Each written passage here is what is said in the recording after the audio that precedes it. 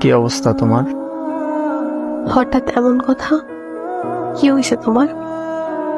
আরে তেমন কিছু না, বাসা দিয়ে নাকি ছেলে দেখছে। হুম, তো কি হয়েছে? ছেলের নাকি সরকারি চাকরি আছে। থাকতে পারে, জানি না। ও আচ্ছা, তুমি এত কিছু কিভাবে জানলে? তোমার কাজিন বলছে। ও আচ্ছা, এইসব খবর ও ভালো রাখে। তোমার পরিবার তো মনে হয় রাজি। কি করবে এখন? আমাদের সম্পর্ক কি এখানেই সমাপ্তি? এই শোন, বিয়ে আমি করব, আমার পরিবার না। আর তোর এত কিছু কে ভাবতে বলছে? তোর সামনে পরীক্ষা, তুই পড়াশোনায় মনোযোগ দে।